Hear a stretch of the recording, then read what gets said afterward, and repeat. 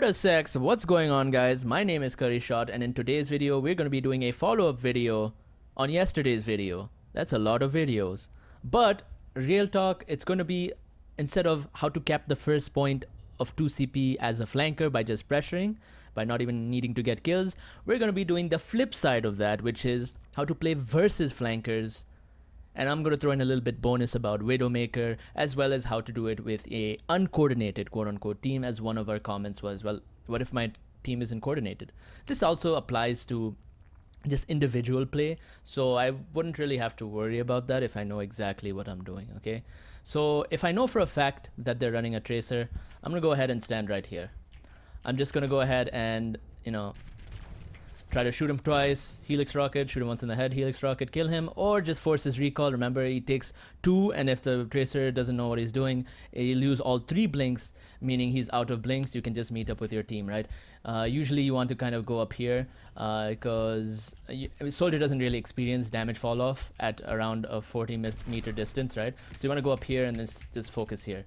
Now, the other trade-off of running a flanker is they don't have the damage really to break shield war, like to win the shield war. So you go ahead and have that like up your sleeve, right? You can go ahead and take that win like that, even if you don't get the kill. So you can play around that.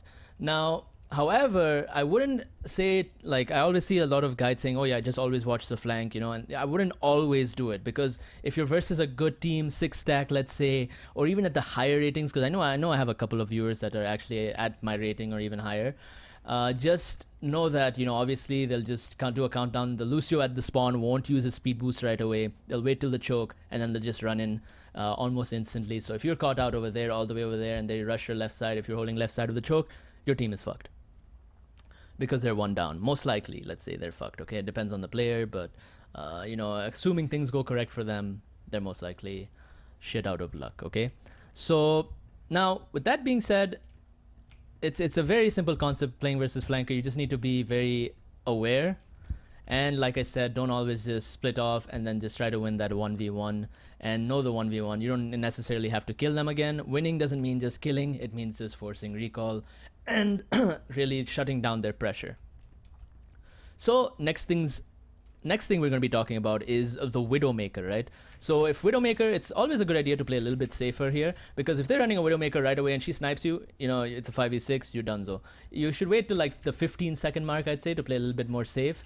And then, so when you hit tab, you'll see exactly what they're running 15 seconds into the game, and you'll know. Now, don't stand up here if they have Widowmaker. It's a bad idea, because if they have a Reinhardt, if they're running Reinhardt Widow, she'll just stand behind a shield, shoot you, and then you might be shit out of luck. So you probably just have to drop, play behind your Reinhardt shield.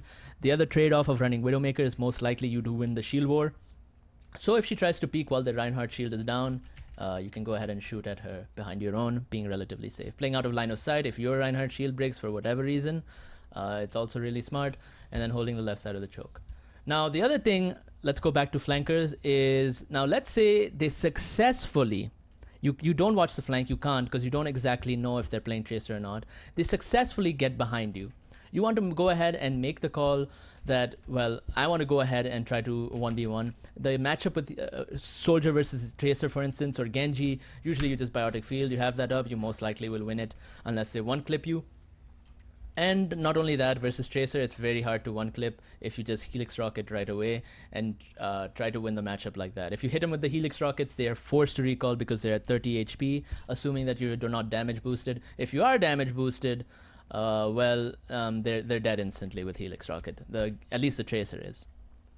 So that's really the matchup, and that's how you play it, and that's how you kind of force it. You don't want to send more than one person, guys. You just want to try to take the 1v1 and force them off, right? That's all you have to do. And then turn around if they force off recall and they're like not threatening point anymore, you just turn around and you keep hitting the shield. It's very, very simple stuff. And that's pretty much it. Now, for uncoordinated teams, let's just briefly go over that. Again, it's if more than one person is going in, you just want to kind of fall back to point. You don't want to just stay right here and 4 of your teammates are like chasing a trace around. Unfortunately, you have to leave the choke as well, because guess what, if you stay here and you're versus 5 people and you don't realize, well, my team's chasing her, well, I'm fucked. You have to give up the choke, you have to take that small loss, and you have to follow your team. That's how you kind of play with the uncoordinated team. You have to make sure that you are on the same page as them and try to follow their call, even if it's not the right one, because you might lose one or two, but in the end, you might actually win the fight just by losing one or two. It's not clean, but at least it's not a complete loss here. So that's it for my video. Make sure to drop a like, subscribe, comment, share the video.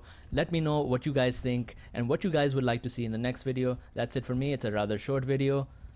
And shameless plug, make sure to check out my stream. I stream every single day at Twitch TV/CurryShotTV. And yeah, that's it for me. I'll see you in the next video.